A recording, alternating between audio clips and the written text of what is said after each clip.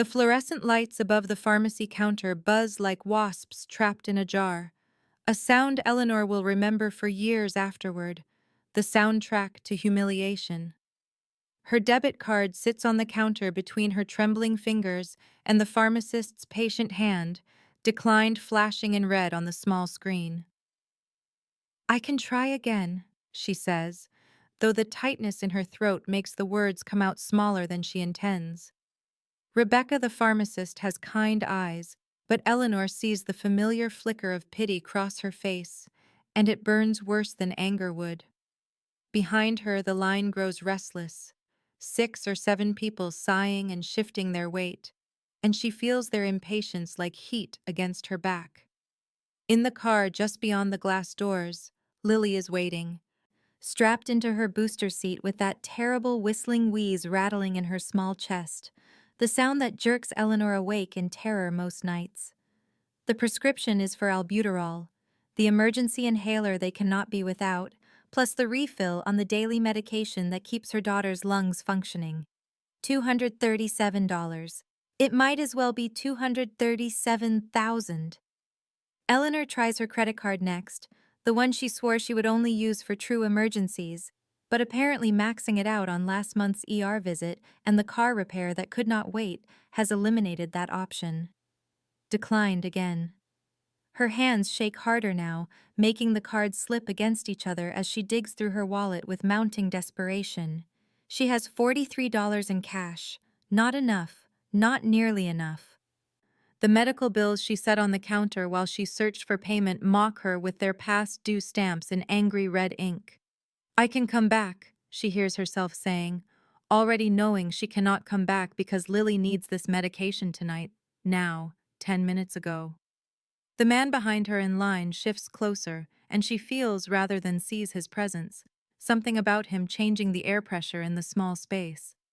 "Put it on my account," he says, his voice low and smooth like expensive whiskey, and Rebecca looks past Eleanor with recognition that borders on alarm. "Everything she needs," he continues, and there is no question in his tone, nothing that invites discussion. Eleanor turns, an apology and refusal already forming, and locks eyes with a man who makes her breath catch for reasons that have nothing to do with asthma. He is tall, over 6 feet, wearing a charcoal suit that probably cost more than 3 months of her rent.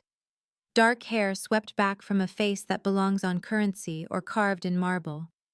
But it is his eyes that stop her, gray like a winter ocean, and in them she sees something that terrifies her because she recognizes it. Power, absolute and unquestioned. This is a dangerous man. Every instinct she has honed through a bad marriage and 2 years of barely surviving screams this truth. Rebecca is already processing his account, her fingers flying over the keyboard with nervous efficiency. "Sir, I cannot," Eleanor starts, but he is looking past her to the glass doors, to where Lily sits visible in the car's passenger seat, pale and struggling. His expression shifts, something raw breaking through that controlled surface. "Your daughter needs her medicine," he says simply. "Let me do this." It is not a request, but somehow not a command either, something else entirely that she has no framework to understand. Eleanor looks at Lily, at Rebecca bagging the prescriptions, at this stranger whose name she does not know, but whose eyes hold grief she recognizes. She nods once, sharp and quick, before she can think better of it. Rebecca hands her the bag, and Eleanor clutches it like a life preserver. "When we get outside," the man says quietly, "just for her, we need to talk." Eleanor steps through the pharmacy's automatic doors into the October evening, and the cold air feels like a slap after the overheated store, sharp enough to clear her head, or maybe just sharpen her panic. The medication bag crinkles in her white-knuckled grip, too loud in the parking lot silence, and she walks quickly toward her car where Lily waits, but she hears his footsteps behind her. Expensive shoes on asphalt, a measured pace that suggests he's accustomed to being followed rather than following. She stops beside her car door, turns to face him because cornered animals do that, face the threat head on, and up close he's even more devastating and more dangerous, the parking lot lights casting shadows that make his features severe. Alexander, he says, offering just the one name like that's sufficient, and maybe for a man like him it is. He nods toward the car where Lily is visible through the window. Your daughter, how old is she? The question is gentle, but Eleanor's instincts scream trap, because men like this don't do anything without angles, without wanting something in return. 5, Eleanor answers, her voice steadier than she feels, and she needs this medicine tonight, so I should go. She moves to open the car door, but he steps slightly closer, not threatening but present, impossible to ignore. Wait, he says, and pulls a card from his wallet, black and heavy-looking, the kind that has weight and consequence. Take this. For next time. Use it at this pharmacy. They have my account information. Eleanor stares at the card like it might burn her. I cannot take that, she says. I do not even know you. What do you want? Because nobody gives something for nothing, she's learned that the hardest way possible. His expression shifts and she sees him glance again at Lily, at her daughter's pale face and the way her small chest works too hard for each breath even through the car window, and something cracks in his controlled facade. I had a sister, he says quietly, and the past tense lands like a stone. She was sick for a long time. I would have given anything, done anything. He stops, jaw tightening. When I saw your daughter struggling, when I saw you trying so hard, I just...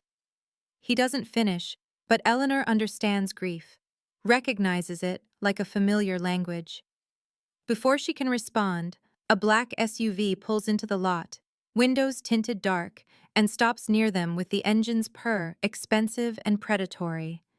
A man gets out from the driver's side, tall and broad-shouldered, moving with military precision.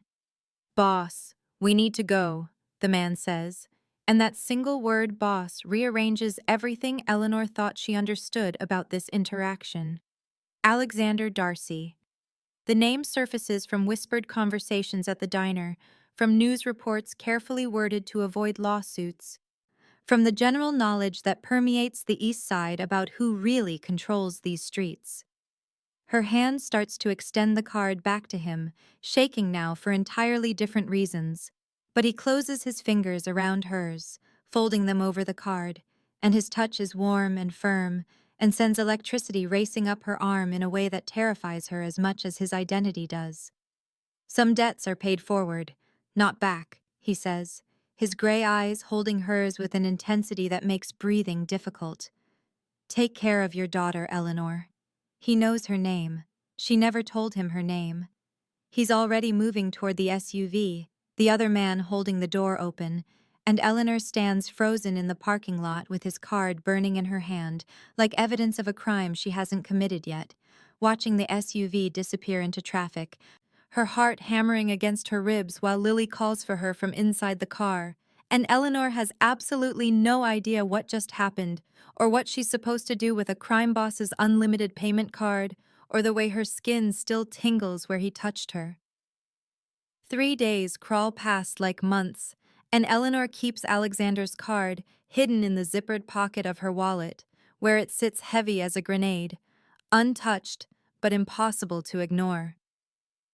At the diner where she waitresses the lunch shift, she pours coffee and takes orders on autopilot while her mind circles back obsessively to gray eyes and a touch that burned, and the name Alexander Darcy whispered like a curse at table 7, where 2 men in work uniforms lean close over their eggs.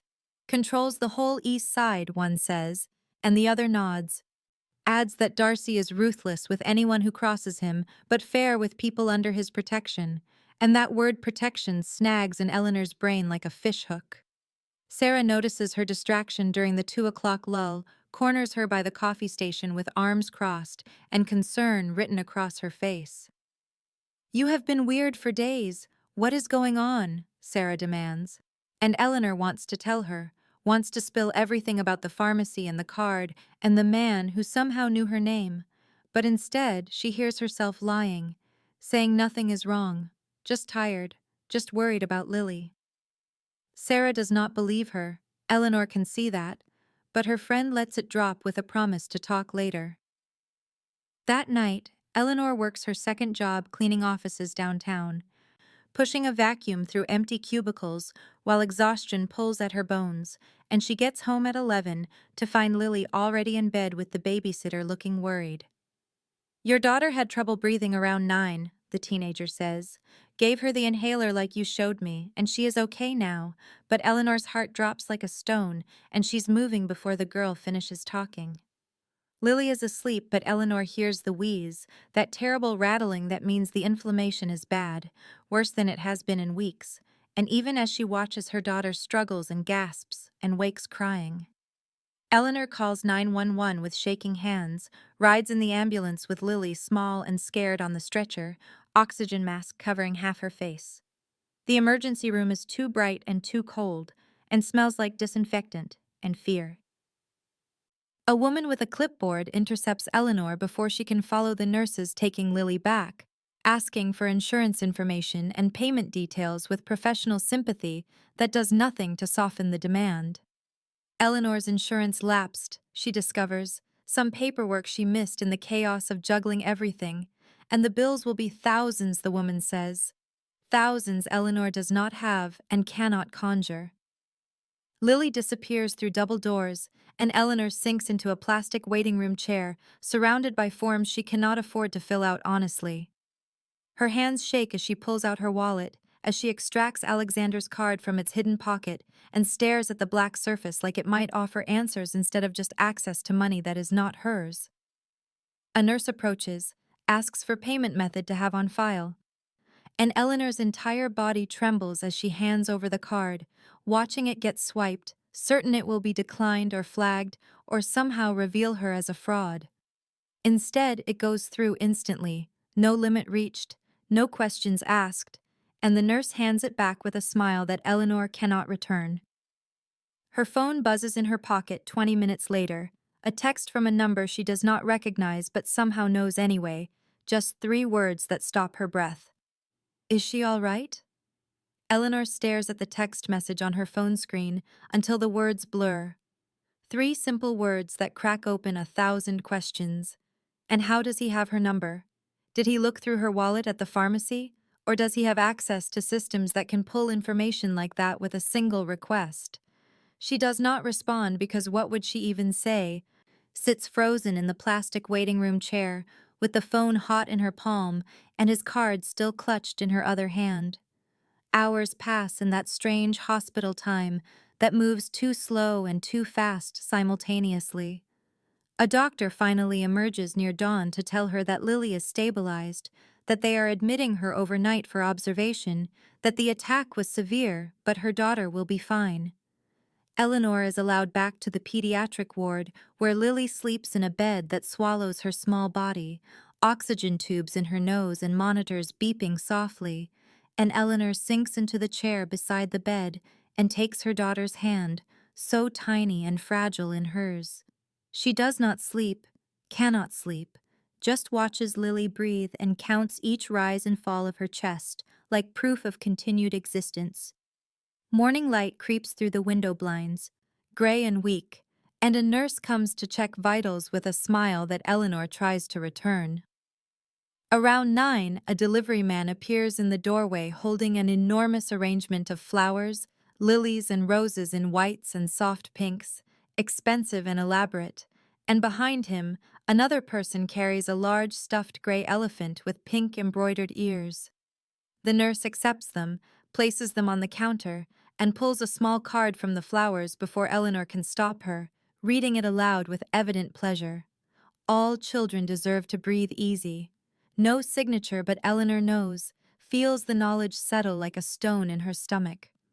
Other nurses drift by throughout the morning, admiring the arrangement, asking who sent something so beautiful, and Eleanor deflects and avoids and feels increasingly trapped by kindness she did not ask for and cannot repay.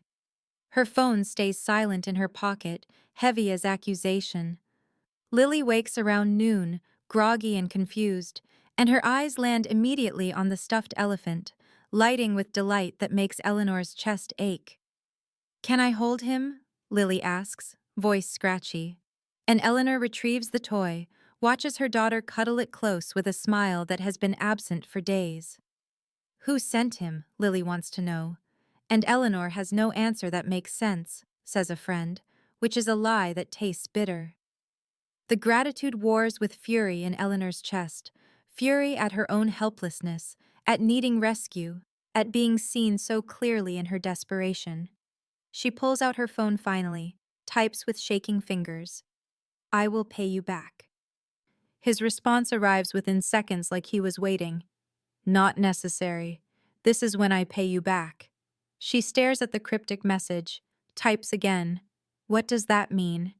Minutes pass, then 10, then an hour with no response, and the silence feels deliberate, calculated. Lily dozes again, clutching her elephant, and Eleanor sits with questions multiplying like cells. Her phone rings near 2 in the afternoon, unknown number, and she steps into the hallway before answering. Alexander's voice comes through smooth and commanding and does something to her nervous system she does not want to examine. I hope your daughter is better, he says, and Eleanor grips the phone too tight, asks how he got her number, how he knew where to send the gifts. He does not answer directly, says only that he has resources. Then, I would like to meet with you. To explain properly. Tomorrow evening, I will send a car. Eleanor wants to refuse, should refuse, but curiosity burns alongside confusion and something else she will not name. Where? She asks, and he gives an address she recognizes as deep in the most dangerous part of the city. Come alone, he adds before she can respond, and the line goes dead, leaving her standing in a hospital hallway holding a silent phone and wondering what kind of trap she just agreed to walk into. Eleanor arranges for Sarah to watch Lily the following evening, fabricating a story about a job interview that might run late, hating the lie but unable to explain the truth when she barely understands it herself. She stands in front of her closet for 20 minutes, trying to choose what to wear to meet a crime boss in the most dangerous part of the city, settling finally on dark jeans and a simple sweater, nothing too nice that might look like she is trying to impress him, nothing too shabby that might seem disrespectful, just armor of normalcy to hide the fact that her hands shake as she buttons her coat. The car arrives at exactly 7, black sedan with tinted windows, and Thomas Sinclair emerges from the driver's side with a polite nod, opening the back door for her with old-fashioned courtesy that feels surreal given the circumstances. Good evening, Miss Hastings, he says, and she slides into leather seats that smell expensive, watches her modest neighborhood disappear through the window as they drive east into territory she has only heard about in whispered warnings. Thomas is silent behind the wheel, professional and somehow intimidating despite his courtesy. And Eleanor does not attempt conversation, too busy trying to calm her racing pulse and second-guessing every decision that led to this moment. The neighborhoods change as they drive deeper into Alexander's territory, buildings shifting from run-down to renovated, streets cleaner than they should be in this part of the city, small businesses with fresh paint and new signs, evidence of money being invested rather than extracted. They pass a community center with children visible through lit windows, a small park with new equipment, and Eleanor realizes Alexander's control here is more complicated than simple criminal enterprise. The car slows in front of an upscale restaurant, all dark wood and soft lighting visible through tall windows, a closed sign on the door, but movement inside. Thomas parks, comes around to open her door, gestures toward the entrance with quiet instruction that Mr. Darcy is waiting inside. Eleanor's legs feel unsteady as she crosses the sidewalk, pushes through the heavy door into warmth and the scent of something cooking, Italian maybe, garlic and wine and bread. The restaurant is empty of customers, but a table is set near the back, candles lit, 2 place settings of real china and crystal, and Alexander Darcy rises from his chair as she enters. He wears a dark suit, no tie, top button undone, and the sight of him does something to her breathing she does not want to examine. He is devastatingly handsome in the soft light, all sharp angles and controlled power, and when his gray eyes meet hers across the space, Eleanor feels the impact like a physical force. "Miss Hastings," he says, and his voice is exactly as she remembered. Smooth and commanding. "Thank you for coming." She walks toward him on legs that threaten to betray her, stops on the opposite side of the table, lifts her chin with false confidence. "You said you wanted to explain," she says, keeping her voice steady through sheer will. "So explain. What do you want from me?" Alexander gestures to the chair across from him, an invitation. "Please sit." Eleanor remains standing, refusing to be charmed or intimidated or whatever game this is. He studies her for a long moment, something that might be respect crossing his features. Then he nods slowly and remains standing as well, mirror to her defiance. "Fair enough," he says quietly. His expression shifts, softens into something raw and unguarded. "6 months ago, my sister Catherine died," he begins, and Eleanor hears real grief in his voice. "The kind that lives in your bones. She had leukemia. I had all the money in the world, and I could not save her. I could only watch her suffer and slowly disappear."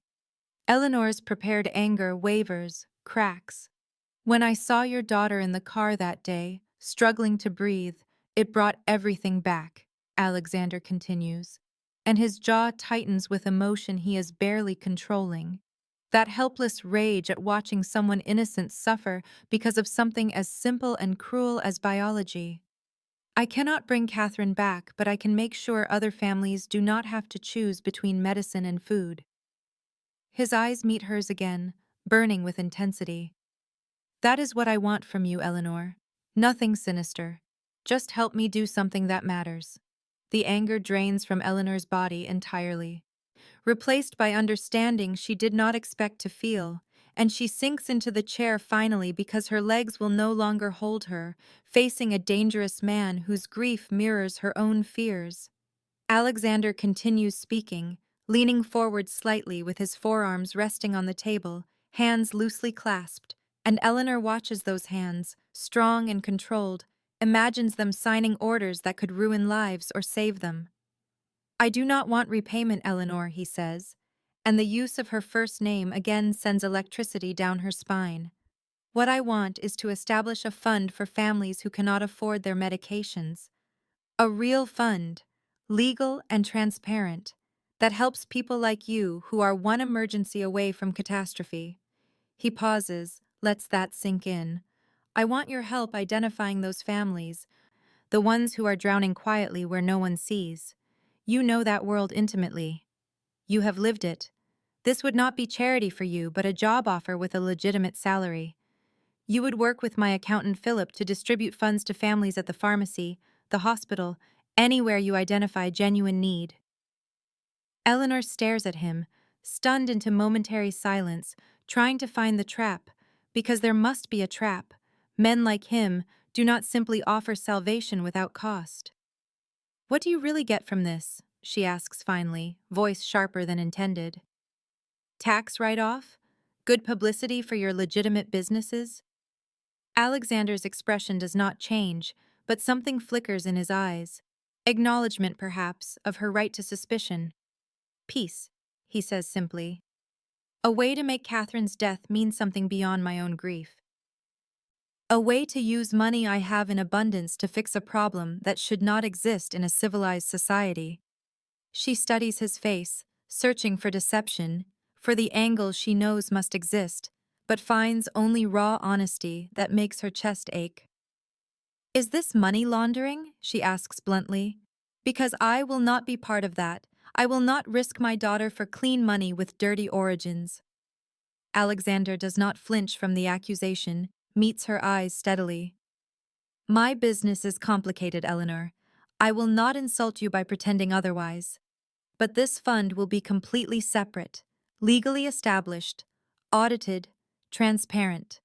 You will have access to all records. If you find anything that concerns you, you walk away, no consequences." The offer hangs between them, too good to be real, and Eleanor's mind races through implications and possibilities. The salary he names is more than both her jobs combined, would mean consistent medication for Lily, better insurance, maybe even a safer apartment in a better neighborhood. But working for a criminal, even in a legitimate capacity, what does that make her? Can I think about it? She asks, and relief flashes across Alexander's face so quickly she almost misses it. Of course, he says. Take 3 days. Thomas will drive you home. If you decide yes, he will bring you a contract to review. If no, you never hear from me again and you keep the card for Lily's needs. Eleanor nods slowly, pushes back from the table, needing distance to think clearly away from his overwhelming presence. Alexander stands as she does, manners that seem bred into bone. Eleanor, he says as she turns toward the door, and she looks back. Your daughter is very lucky to have someone who fights so hard for her. The words land like a physical touch, warm and solid, and Eleanor feels something shift inside her chest, some wall cracking just slightly before she turns and walks away into the night where Thomas waits to drive her back to her life that suddenly feels like it is balanced on the edge of transformation or disaster, and she cannot tell which. Eleanor spends the next 2 days researching Alexander Darcy with an obsession that borders on compulsion, sitting at her kitchen table after Lily falls asleep with her laptop glowing in the dark, typing his name into search engines and reading everything she can find. The results are contradictory and unsettling, a portrait of a man who exists in shades of gray rather than clear black and white. News articles mention suspected ties to organized crime, investigations that never quite produce charges, always just enough evidence to raise questions, but never enough to secure convictions, as if he operates behind layers of insulation that keep him perpetually out of reach.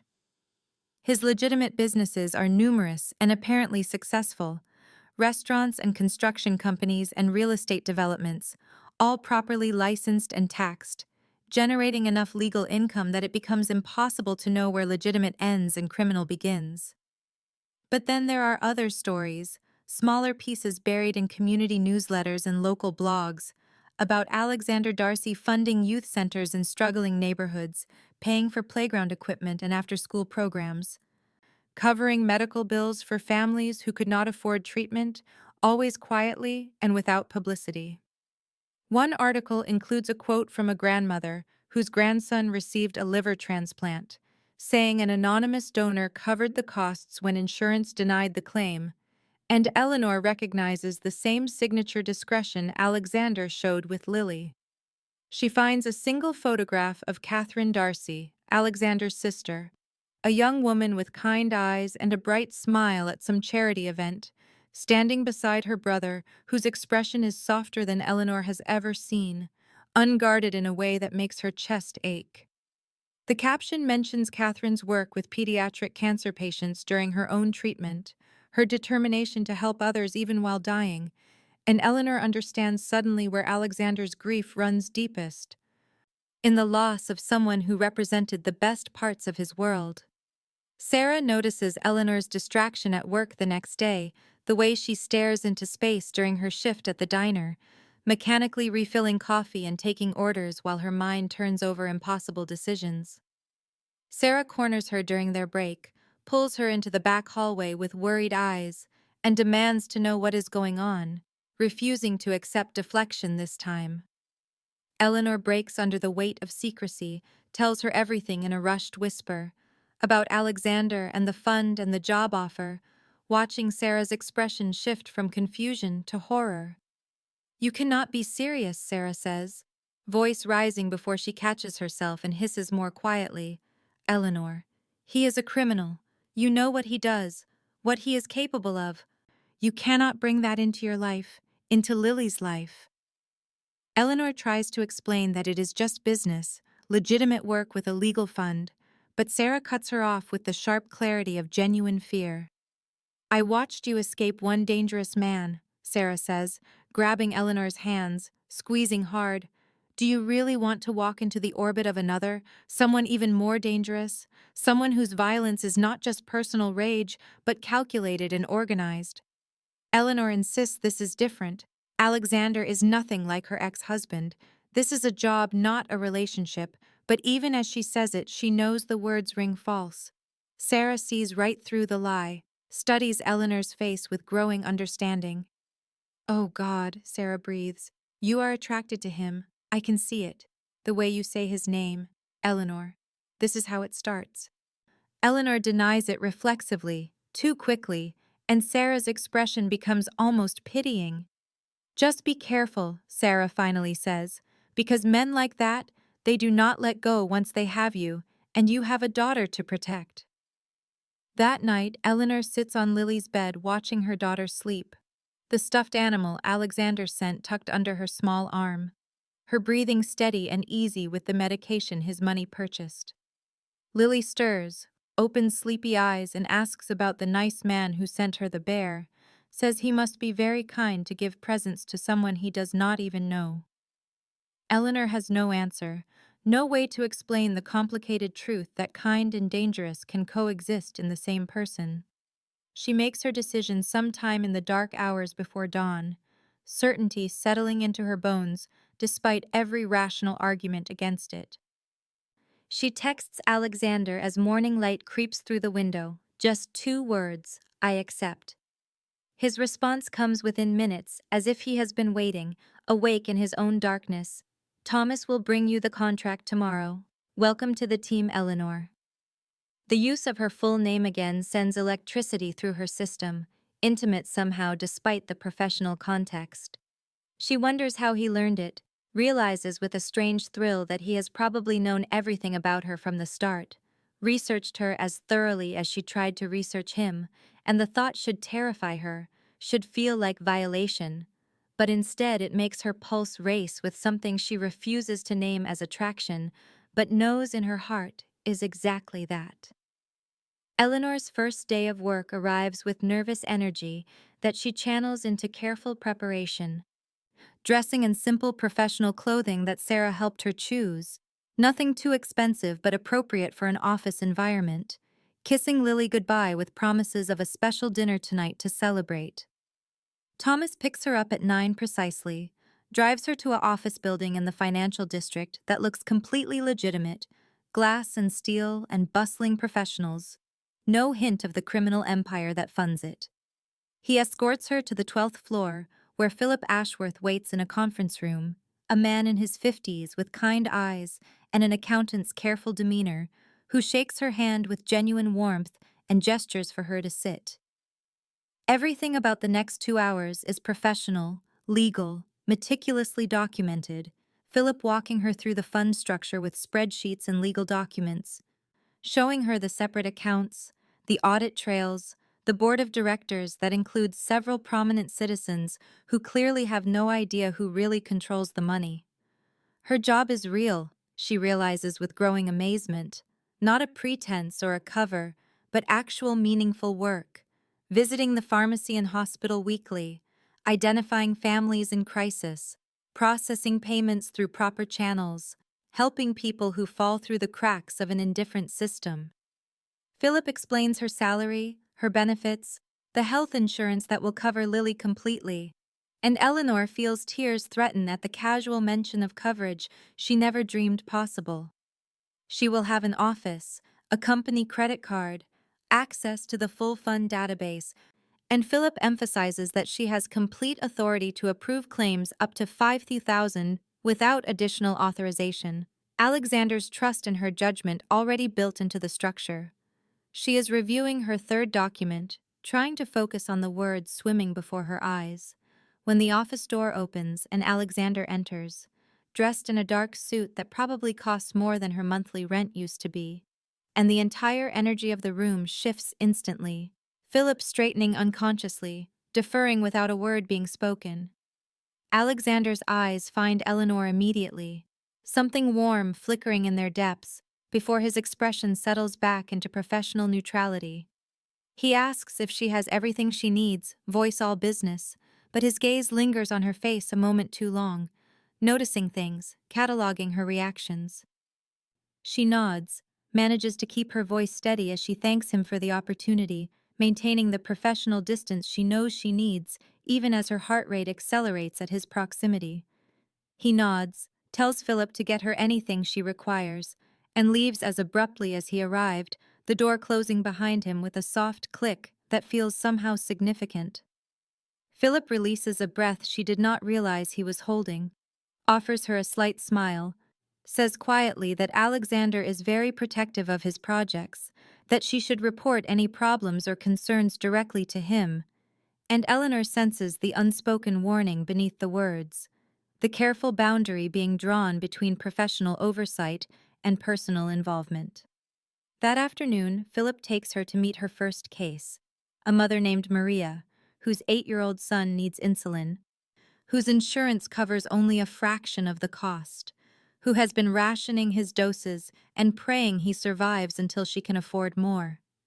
Eleanor processes the claim while Maria watches with desperate hope, enters the information into the database, approves the payment with a few keystrokes that feel impossibly powerful, and Maria breaks down crying with relief that makes Eleanor's own eyes sting with recognition. She knows that desperation intimately, has lived it, and being on the giving side is intoxicating in a way she never anticipated. The ability to simply fix an unfixable problem with resources she now controls. Walking back to the office, Eleanor pulls out her phone and texts Alexander a simple message, just 2 words, "Thank you." His response comes within minutes. "You are doing the work, take the credit," and she finds herself smiling, despite every intention to maintain professional boundaries, feeling something warm and dangerous unfurling in her chest that she refuses to name but knows is already taking root. The first 2 weeks settle into a rhythm that transforms Eleanor's life so completely that she sometimes wakes disoriented, forgetting for a moment that the exhaustion and panic are gone, replaced by something that feels dangerously close to security. She quits both her old jobs with relief that borders on giddiness, turning in her stained apron at the diner and telling the cleaning service she will not be back, and neither manager seems surprised or particularly concerned, just nods and moves on to the next desperate person who needs the work. Her days now center around the fund and Lily, spending mornings in the office reviewing cases, afternoons at the hospital or pharmacy meeting families, evenings at home with her daughter who no longer wheezes through the night because her medication is consistent and her insurance is comprehensive, one of the benefits Alexander arranged through the fund structure without even mentioning it until Eleanor saw the card arrive in the mail. She tries not to think about how dependent they are becoming on him, how thoroughly he has woven himself into the fabric of their survival, but the thought surfaces anyway in quiet moments, bringing with it a complicated tangle of gratitude and resentment and fear. She sees Alexander occasionally at the office, maybe twice a week when he stops by to review financials with Philip or sign documents. And their conversations remain brief and professional, but something crackles in the air between them, a charge that makes her skin prickle with awareness.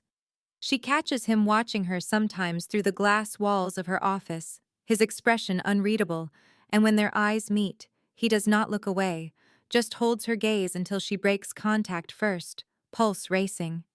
She watches him back, she admits only to herself, notices the way he moves through the space with absolute authority, how everyone defers without him having to demand it, the careful control he maintains over every gesture and word.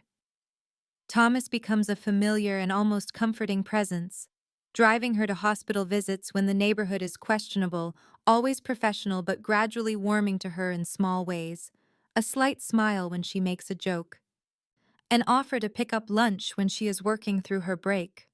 She learns from Philip that Thomas was Catherine's godfather, that he took her death almost as hard as Alexander did, and suddenly the careful way he watches Eleanor makes more sense, as if he is assessing whether she is worthy of Alexander's attention, whether she will add to his grief or ease it.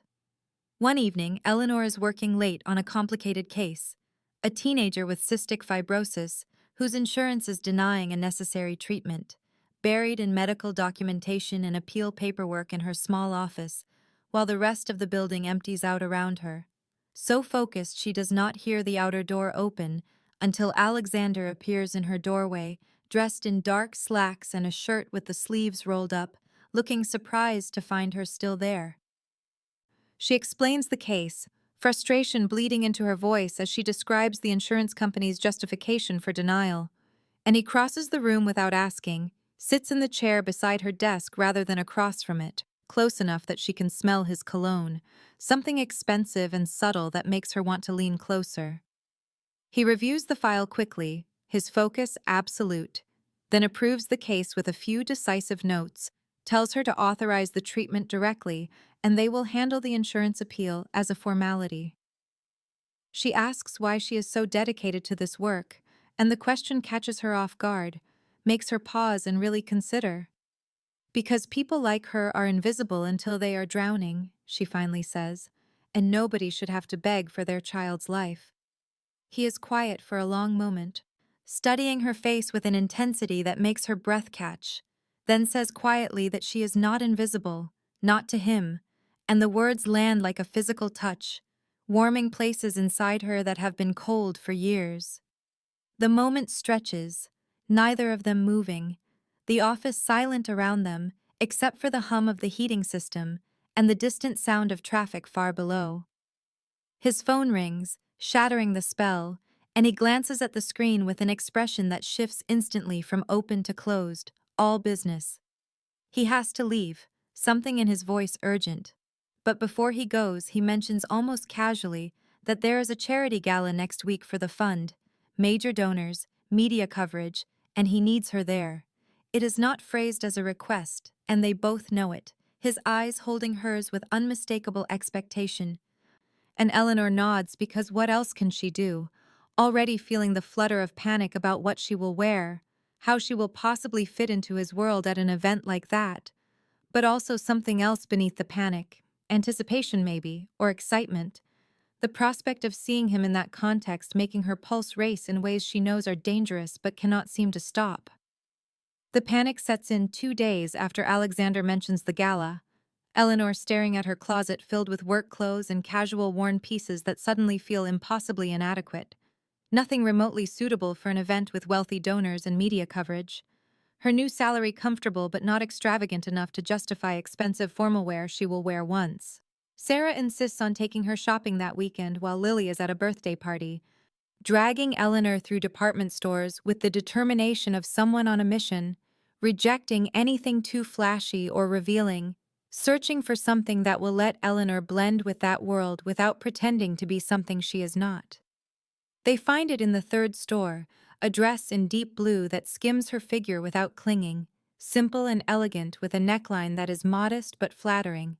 And when Eleanor tries it on, Sarah actually tears up a little, says she looks beautiful, sophisticated, like she belongs anywhere she chooses to be.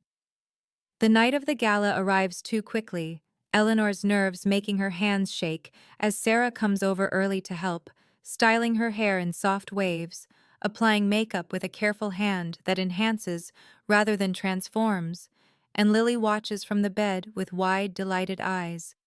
Announces that Mommy looks like a princess from her storybooks.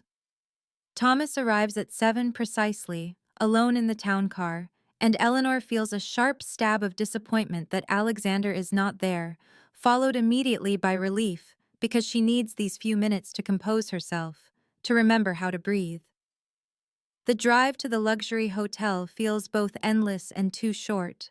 Thomas making small talk about the expected turnout, the prominent donors attending. His tone carefully neutral, but his eyes kind when they meet hers in the rearview mirror. The ballroom is overwhelming.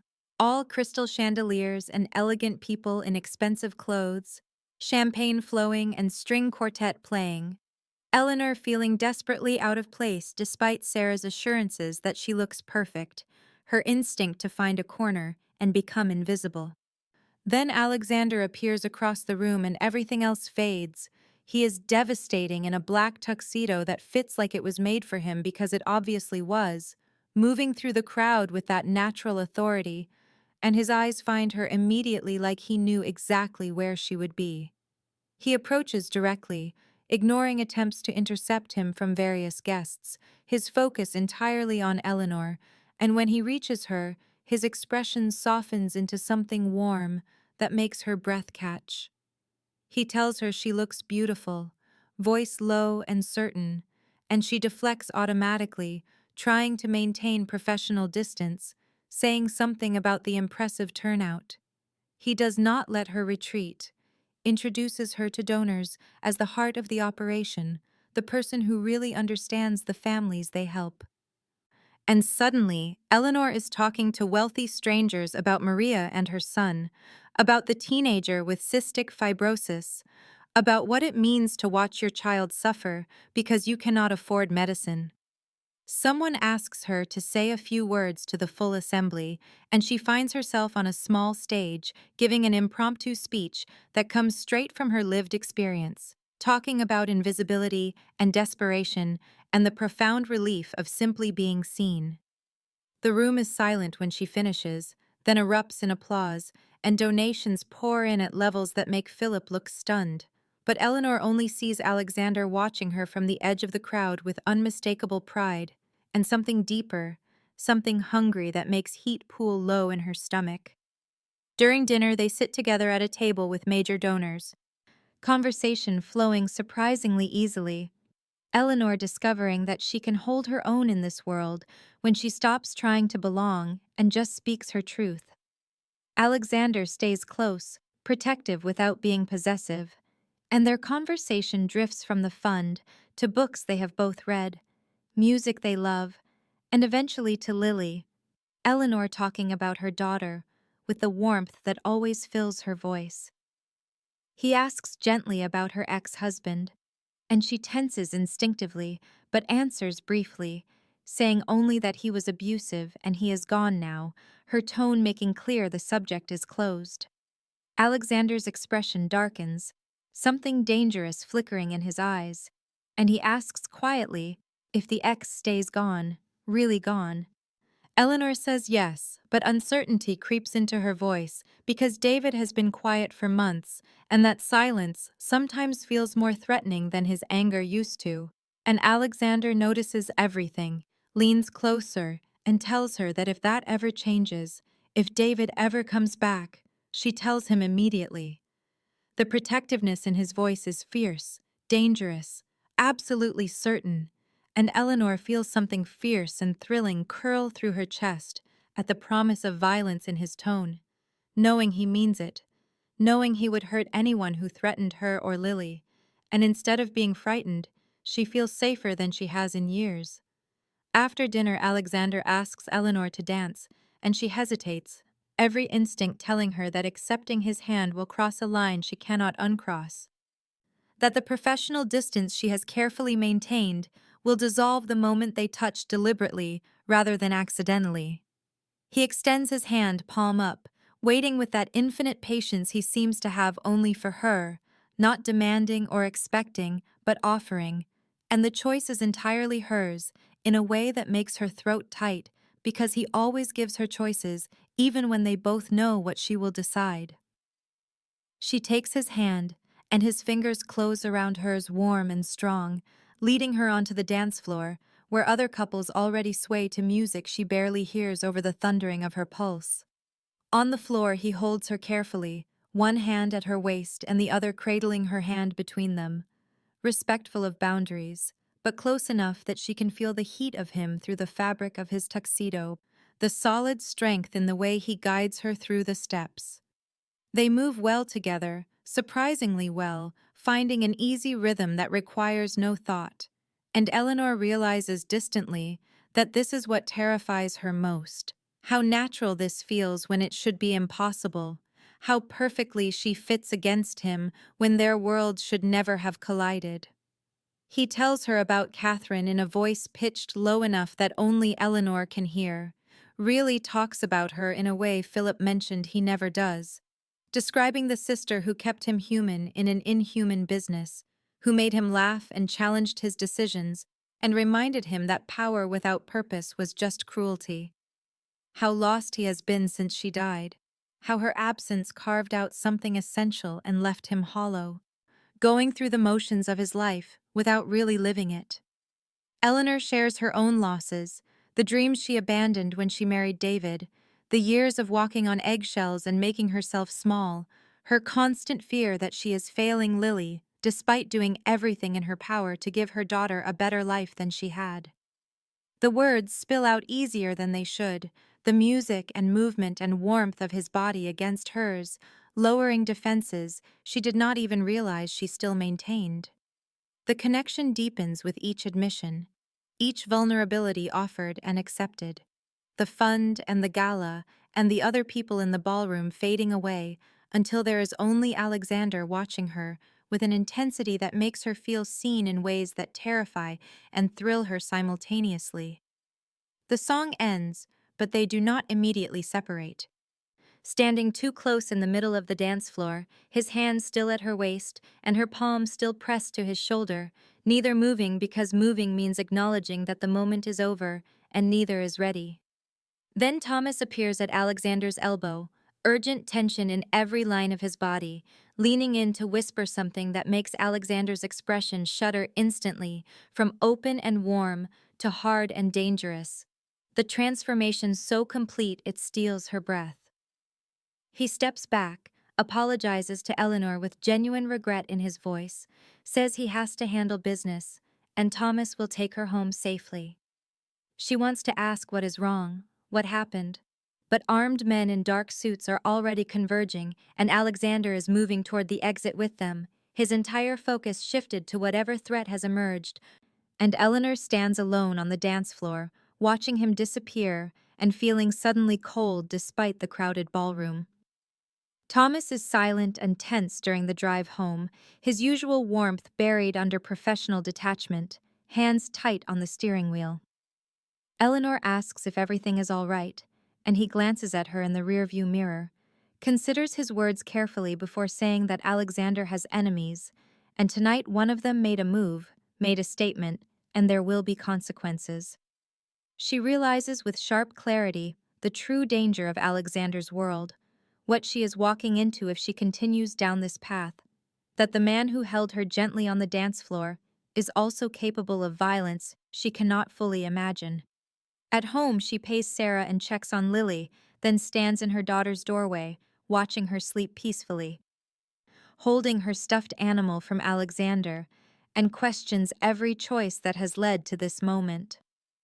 3 days of silence, and Eleanor discovers that worry is a physical thing, a tightness in her chest that makes breathing difficult, a distraction that pulls her attention away from processing applications and reviewing case files until Philip gently asks if she is feeling all right, and she lies reflexively, because admitting she is terrified for Alexander means admitting how much he has come to matter in the few weeks since the gala. She tries to focus on work, but finds herself checking her phone obsessively between meetings, scrolling through news sites during lunch, searching for any information about violence in the Eastern Territory, finding reports of fires and shootings, and unnamed sources discussing escalating tensions between crime families. Philip is evasive when she asks about Alexander's whereabouts, his usual warmth replaced with professional distance, saying only that Alexander is handling business and will be in touch when he can. And the carefully neutral tone tells Eleanor more than the actual words, because it means the situation is dangerous enough that even mentioning details could be a risk. She texts Alexander on the second day, keeping it simple, just checking in, telling herself it is professional concern for her employer, and not the desperate need to know he is alive and whole. But the message sits unread for hours and then a full day, and her worry transforms into something sharper, more painful. On the evening of the 4th day, Eleanor is making dinner for Lily, listening to her daughter chatter about her day at kindergarten, when someone knocks firmly on the apartment door, and her heart lurches, because no one visits unannounced. No one knows this address except Sarah and the landlord. She checks the peephole and finds Thomas standing in the hallway, his expression serious, and she opens the door with trembling hands, already knowing this is about Alexander. Thomas is polite but urgent, says Alexander wants to see her now, tonight, and can she arrange care for Lily, his tone making clear this is not really a request, despite the courteous phrasing. Eleanor calls Sarah, who arrives within 20 minutes, full of questions Eleanor cannot answer, and then she is in Thomas's car driving through the city as evening settles into night. the familiar route toward the office building. But then they turn and head into a residential area she has never visited, stopping at a high-rise that screams wealth and security. Thomas escorts her to a private elevator that requires a key, rides up with her to the penthouse level, then steps back as the doors open directly into an apartment, telling her Alexander is inside before the doors close and leave her standing alone in a space that is so clearly his, it makes her breath catch. The penthouse is luxurious, but surprisingly warm, leather furniture and dark wood, floor-to-ceiling windows overlooking the glittering city, but also books scattered on tables and photographs in simple frames, and the kind of lived-in comfort that money cannot buy, only time and genuine habitation create. Alexander emerges from a hallway, and Eleanor's relief at seeing him alive is immediately followed by shock at his appearance.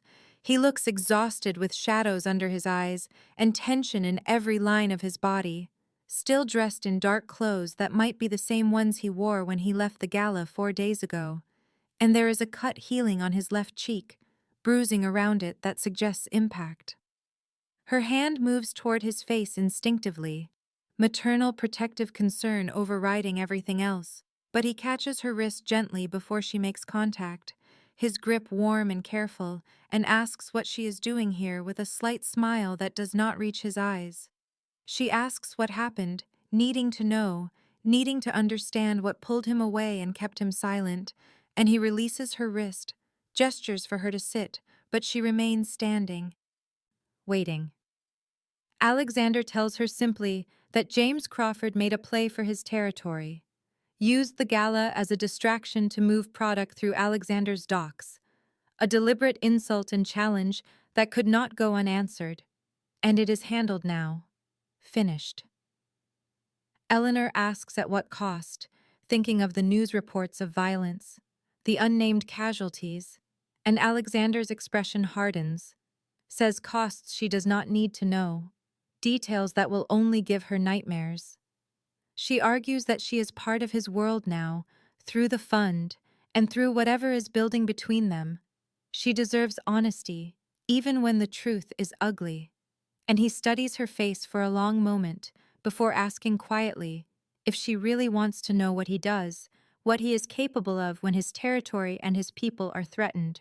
She says yes without hesitation, because not knowing is worse than any truth, and he tells her enough, describes the violence necessary to maintain control and protect what is his, the lines he will not cross, like harming civilians or involving children, but also the lines he will cross without hesitation when rivals threaten the order he has built. He speaks calmly, factually, watching her face for signs of fear or disgust, giving her every opportunity to recoil, and Eleanor listens to descriptions of interrogations and strategic strikes and brutal warnings that should horrify her, should send her running back to her safe small life. Instead, she understands in a way that surprises them both, recognizes the same desperate protection she feels for Lily, the willingness to do anything to keep safe what matters most. Survival not as a concept, but as a daily practice requiring hard choices. Eleanor asks why he brought her here into his private sanctuary, why he told her these things that could send her running when keeping her at a comfortable distance would be safer for them both. And Alexander moves to the windows overlooking the city, his territory spread out below in lights and shadows, silent for a long moment before he turns back to face her. He says she has become important. To the fund, yes, but also to him personally, and he will not lie about who he is or what he does, because she deserves the choice to walk away with full knowledge rather than discovering the truth later when she is already entangled, already trapped by feelings she did not sign up for. Eleanor should choose safety. She knows this with the logical part of her brain that has kept her and Lily alive through years of struggle, the part that learned to recognize danger in her ex-husband's voice and knew when to make herself invisible. But she is tired of just surviving, tired of making herself small and acceptable and scared, tired of every decision being about minimizing risk rather than reaching for something more. With Alexander, she feels alive in ways she had forgotten were possible. feels seen not as a struggling single mother, or a charity case or a burden, but as a woman with value beyond her usefulness. She steps closer instead of away, watching his eyes track her movement, and asks if he is giving her a choice. What exactly is he offering? What does this become if she stays? Alexander is quiet, honest when he says he wants her, has wanted her since that first moment in the pharmacy when she turned to refuse his help with fierce pride blazing in exhausted eyes. But she has a daughter, and his life is dangerous, and he will not pursue this unless Eleanor is certain she can accept both him and the world he inhabits. The ball is entirely in her court, his choice already made, waiting for hers. Eleanor's heart races against her ribs, pulse loud in her ears, every sensible part of her screaming to thank him for his honesty and leave now before this goes further, before Lily becomes attached, before Eleanor herself falls so completely that climbing back out becomes impossible. But the part that has been buried under years of struggle and fear and making do, whispers stay, whispers that safety is not the same as living, that she has been half alive for so long, she forgot what it felt like to want something just for herself. She tells him she needs time to think, to be sure, and expects argument or pressure, but Alexander simply nods, accepts her answer without trying to convince or seduce, calls Thomas to take her home safely. In the car, Thomas breaks his usual professional silence to say quietly that Alexander has never let anyone into his personal space like this. The penthouse is his refuge, and he guards it carefully. She is different to him in ways that worry Thomas as second in command, because caring about someone is a vulnerability their enemies will exploit. Eleanor does not know what to do with this information, this confirmation that what she feels is not one-sided, that Alexander is as affected as she is. At home, Lily is sleeping peacefully, Sarah dozing on the couch, and Eleanor pays her friend and then stands in her daughter's doorway, watching the easy rise and fall of her small chest, medication working as it should, stuffed animal from Alexander clutched tight. Everything good in their life now traces back to him, the stability and security and hope for the future. But is that enough reason to risk their safety by bringing a dangerous man fully into their world? She is falling for Alexander Darcy, crime boss and killer, and the man who held her like she was precious, and the admission terrifies her even as her heart insists, yes. Eleanor makes her decision after 3 sleepless nights spent staring at the ceiling while Lily dreams peacefully in the next room, after weighing safety against the intoxicating possibility of something real. After finally admitting that she stopped being safe the moment she accepted his help in the pharmacy, and everything since has been the slow, inevitable fall toward this choice. She texts Alexander at 6 in the morning, fingers trembling over the simple words, "Can we talk?" His response arrives before she can second guess, just his address and the word anytime, and she knows he has been waiting, giving her space, but waiting nonetheless. She arranges for Sarah to keep Lily overnight with a flimsy excuse about needing time to work on a complicated case, ignoring her friend's worried questions and the knowing concern in Sarah's eyes that says she understands this has nothing to do with work and everything to do with the dangerous man who has taken over Eleanor's thoughts. Eleanor drives herself this time, needing the control, needing to know she can leave if panic overwhelms her, and the city slides past her windows as evening settles into the blue hour between day and night. At the penthouse, Alexander answers the door personally, no Thomas to act as buffer, dressed casually in dark jeans and a sweater that makes him look younger and somehow more dangerous, without the armor of expensive suits. She enters, and the door closing behind her feels significant, final, and before she can overthink or talk herself out of this or list all the reasons this is insane, she tells him directly that she wants to try whatever this is between them, that she is terrified, but she is choosing it, choosing him despite the danger and the complications and the fact that he kills people to protect what is his. Alexander goes very still, watching her face like he is searching for doubt or hesitation, and then he closes the distance between them in 2 strides, cups her face in hands that have done terrible things, but hold her like she is made of something precious and breakable. He asks if she is sure, voice rough, giving her one last chance to retreat to safety, and she nods because words feel inadequate for the enormity of this moment. He kisses her finally, and it is everything she feared and wanted, overwhelming and consuming, tasting like coffee and something darker.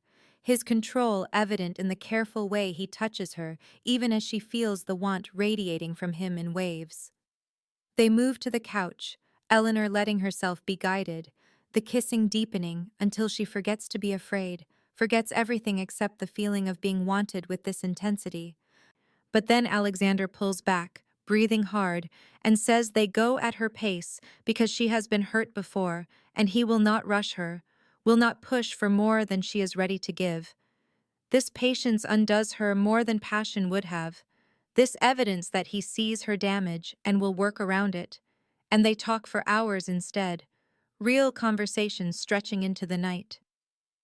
She learns about his childhood in this world, how he inherited the territory at 22 when his father was killed, how Catherine was the only family he had left, and losing her broke something fundamental.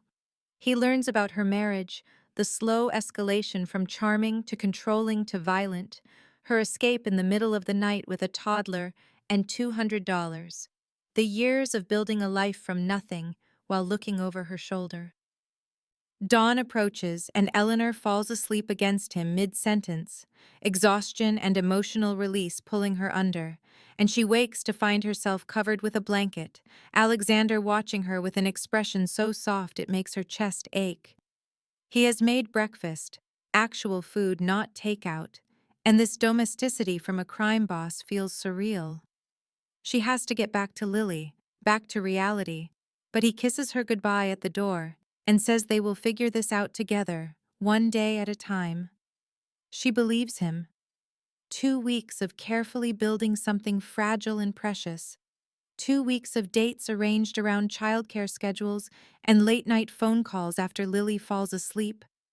Alexander patient in ways Eleanor did not expect from a man accustomed to taking what he wants, protective without being possessive, generous with time and attention, but never overwhelming her with the wealth disparity that could so easily make her feel purchased rather than pursued. He learns her coffee order and her favorite books, asks about her day at the fund with genuine interest, listens when she talks about the families they help with an attention that makes her feel like the only person in his world, despite knowing he commands an empire of violence and loyalty. Slowly, Eleanor brings him further into her real life, not just the careful boundaries of adult dates, but the messy, beautiful reality of single motherhood. And when he meets Lily officially, it is at the park on a Saturday afternoon, Alexander arriving without Thomas for once. Bringing a kite because Eleanor mentioned her daughter loved windy days, and a children's book about brave girls because he paid attention to every detail Eleanor shared. Lily is shy at first, hiding partially behind her mother's legs while studying this tall man, who makes her mother smile in new ways. But Alexander gets down on the floor without hesitation, despite his expensive clothes, lets Lily approach at her own pace, talks to her about the pictures in the book with the same respect he shows adults, until her daughter's natural curiosity wins over caution. Eleanor watches Alexander help Lily launch the kite, his hands gentle guiding her small ones, his laugh genuine when she shrieks with delight as it catches the wind, and something in Eleanor's chest cracks open with terrifying hope because this could be real. This could be the family she stopped letting herself dream about after her marriage taught her that safety meant staying alone. They get ice cream after, Lily chattering happily about her kindergarten class, while Alexander listens like her stories about finger painting are the most fascinating intelligence reports, and Eleanor lets herself imagine futures she has no right to count on, school plays and birthdays and ordinary beautiful moments. Then her phone rings with a number she has not seen in over a year, a number she blocked and deleted and thought she would never see again, and the ice cream turns to ash in her mouth because it is her ex-husband Marcus, somehow calling from a new number, and when she does not answer he calls again immediately, then a third time, and Alexander notices the way all color drains from her face. Eleanor steps away to take the fourth call, hand shaking, and Marcus's voice is exactly as she remembers, charming and cold and promising consequences, telling her he has been looking for her, that she cannot just take his daughter and disappear, that he has rights and she will regret keeping Lily from him. She hangs up, but the damage is done, panic flooding her system, all the safety she has built in this city suddenly revealed as illusion because he found her. He always said he would find her. And when Alexander approaches with Lily chattering obliviously beside him, Eleanor knows her past has just collided with her present in ways that could destroy everything. Eleanor forces herself to stay calm for Lily's sake, accepting the melting ice cream cone from Alexander with a smile that feels like it might crack her face in half while her mind races through logistics of running again, of disappearing with her daughter to another city with another name, of burning down the fragile peace she has built here because Marcus found her and he never lets go. She makes an excuse about Lily needing a nap, sees the concern in Alexander's eyes, but cannot explain here in public with her daughter chattering between them, and he walks them to her car with his hand warm on her back, a touch that feels protective and grounding, even as panic threatens to drown her. He asks quietly if she is all right, voice low enough that Lily cannot hear, and Eleanor lies with a brightness that tastes like ash, says everything is fine, just a headache. But Alexander knows her too well already, and his expression tells her he does not believe a word. He helps buckle Lily into her car seat with the careful attention he always shows her daughter, and as Eleanor closes the door, he catches her hand, tells her to call him if she needs anything, emphasis on anything making it clear he knows something is very wrong. She drives home with Lily singing off-key in the back seat, oblivious to the terror radiating from her mother, and Eleanor checks the rearview mirror compulsively for cars that might be following, for any sign that Marcus is close, for evidence that the safety she thought she had found was always just illusion. At home, she triple-checks the locks, something she has not done in months, and settles Lily with a movie while her phone buzzes repeatedly with calls from the same unknown number. Marcus, relentless as he always was, and she finally answers on the 8th call just to make it stop. His voice is exactly as she remembers, smooth and cold and reasonable in that way that used to make her doubt her own sanity, telling her he has been looking for over a year, that she had no right to take his child, that the courts will side with him because she is the one who ran, and he has established himself now with a good job and a stable home. Eleanor keeps her voice steady, reminds him there is a restraining order, that he signed away custody, that he has no legal right to contact her. But Marcus laughs like she has said something amusing, and tells her restraining orders are just paper and custody agreements can be challenged, and he knows where she works now, knows where Lily goes to school, knows everything about the life Eleanor built from nothing. The call ends, and Eleanor stands frozen in her kitchen, phone clutched so tight her knuckles are white, and she knows with absolute certainty that Marcus will not stop, that he never stops, that he will destroy everything good in her life, because that is what he does. She thinks about the fund and her job and the families depending on her, thinks about Alexander and the impossible thing growing between them, thinks about Lily finally healthy and happy and thriving, and she knows she cannot run this time because running means losing everything, and she is so tired of losing. Her phone rings again, and she almost ignores it, but sees Alexander's name on the screen, and when she answers, his voice is calm and commanding, telling her Thomas is on his way to her apartment, that she needs to tell him what is happening, that whatever it is, they will handle it together. Eleanor wants to argue, wants to protect him from her damaged past, wants to keep these problems separate from what they are building. But the relief of not facing this alone overwhelms her pride, and when Thomas arrives 15 minutes later, she tells him everything while Lily watches cartoons oblivious in the next room.